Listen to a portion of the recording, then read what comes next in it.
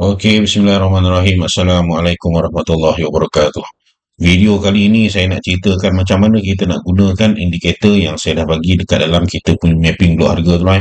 Korang boleh save script dia dan korang tengok apa yang akan saya terangkan di sini lah. Dan kalau kita ni jenis yang uh, test and try ni, bolehlah jumpa sendiri apa yang saya settingkan di dalam kita punya indikator ni. Okey, indikator ni dia adalah indikator real time indicator. Maksud dia pergerakan dia adalah bukan pergerakan yang lampau lah. Dia adalah pergerakan semasa yang kita buat berdasarkan kepada Bollinger Band Moving Average. Dia adalah teknik BBMA ni. Uh, Alright, cuma indikator ni kita ni dia bukanlah bersifat klasikal ataupun tradisional ataupun kuno lah. Yang ni modern punya. Modern sebab apa modern? Sebab kita ubah daripada dia punya structure sebelum ni. Structure sebelum ni dia melengkak-lengkak. Dia melengkak-lengkak. Benda yang paling penting kita nak tengok bucu hujung ni. Bucu hujung ni. Benda yang melengkak ke atas tu dah settle lah. Alright. Jadi yang ni kita buat berdasarkan kepada horizontal line, iaitu dia punya harga hujung dia ni samalah dengan asal punya indikator. Cuma dia bersifat garisan mendatar. Dan kita juga pada indikator yang sama, kita juga letak dua time frame yang kita boleh setting lah. Dua time frame yang kita boleh setting.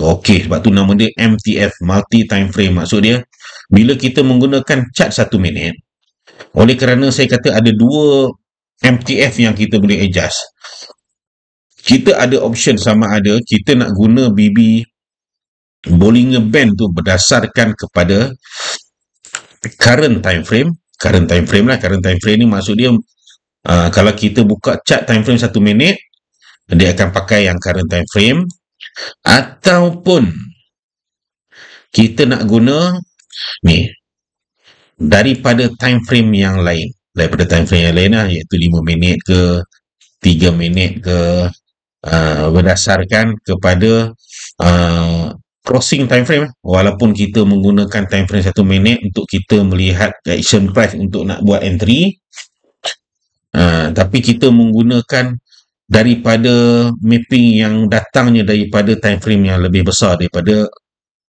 chart semasa time frame 1 minit. Kita tahu noise, jadi kita nak kurangkan noise, kita besarkan sikit kita punya BB ni. Pada masa yang sama, kita ada lagi satu BB, iaitu Bollinger Band ni yang besar, yang tengok belah kanan ni. Tengok belah kanan, yang mendasari trend, yang mendasari dia time frame besar ni sebab dia nak bagi kita gambaran yang lebih besar melalui kewujudan line ni pada time frame yang kita pakai. Maksud dia kita tahu satu benda, kalau contoh sekarang ni, kalau mengikut kepada keadaan semasa, harga sekarang ni berada dekat lower band lah. Kita nak masuk sell, boleh jadi kita mengharapkan time frame yang kita pakai ni, MTF ke ni, 3 minit ke 5 minit ke 3 minit saya rasa ni, dia membuat momentum menjual lah, untuk menjual. Nak ada momentum menjual mesti ada volume lah.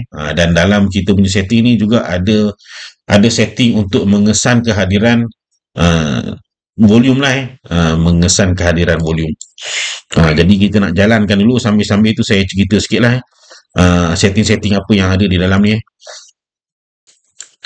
Okey, dia berada pada time frame yang besar, dia ada dekat lower band lah. Tapi untuk time frame yang kecil, dia duk asyik membuat new low pada lower band lah. Maksud dia momentum jualan. Momentum. Kita nak masuk tang mana? Nak masuk tang mana bila dia dah buat low band, kita masuk waktu contoh hang laju sangat ni. Mana tadi ni kot. Kita nak masuk tang mana? Kita masuk mestilah bila dia dah pergi ke middle band. Kita masuk. Waktu dia pergi ke middle band. Cuma takut kemasukan kita tu waktu tu dia dah lantun dekat low band. Maksud dia hang nak min momentum ni bahaya sikit lah. Kalau tak jadi hang kena. Hang confirm kena. Better cari waktu ni lah waktu dekat dalam zon lah, waktu dalam zon. Jadi dia akan bergerak sekitar di dalam dia punya band lah, dia akan bergerak dalam band. Sama ada dia break up bersama dengan momentum, dia memperbesarkan lagi dia punya band. Selepas tu dia kena tengok ke, bila lepas dia besar tu ada tak band-band daripada TF yang besar kan. Tak ada band daripada TF yang besar ni, dia melantung balik ke middle. Tengoklah kat middle dia tu bersamaan dengan lower band untuk time frame yang kecil. Jadi boleh kot kita nak buat setup apa-apa untuk dia mencari ke apa band TF besar pula. Fungsi dia adalah kita dia cerita dia kita tak payahlah nak refer pelbagai chart lah.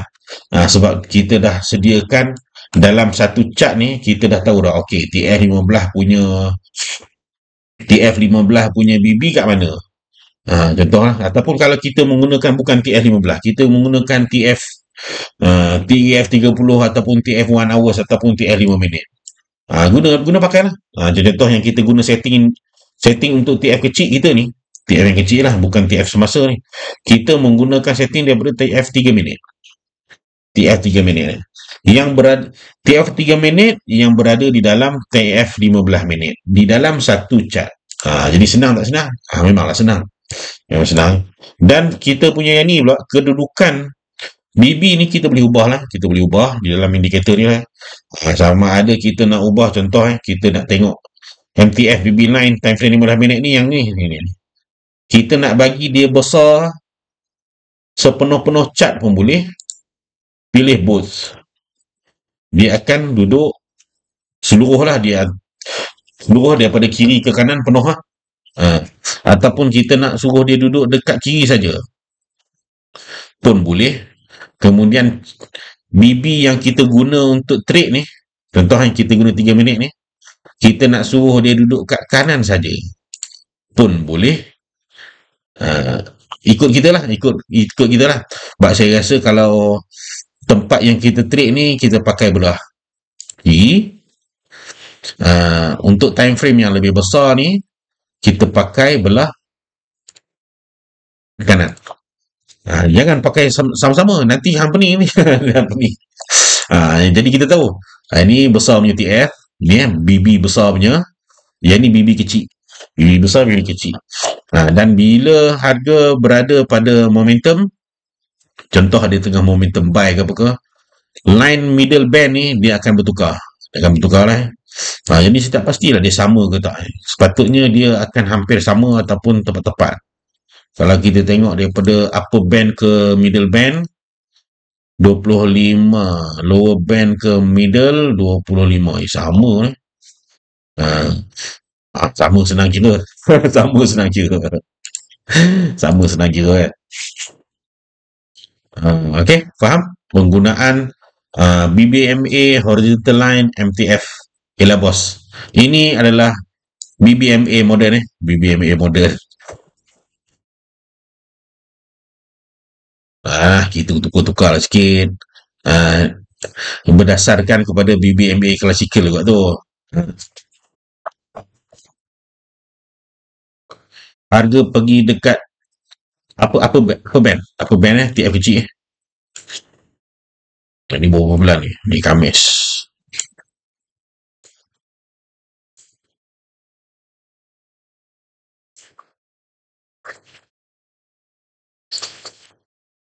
Yang ni indikator ni korang boleh ambil Korang boleh ambil dekat saya punya mapping.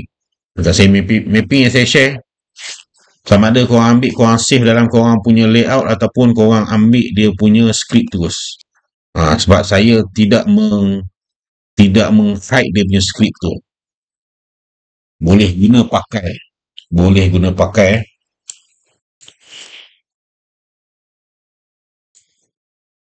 Mana dia punya?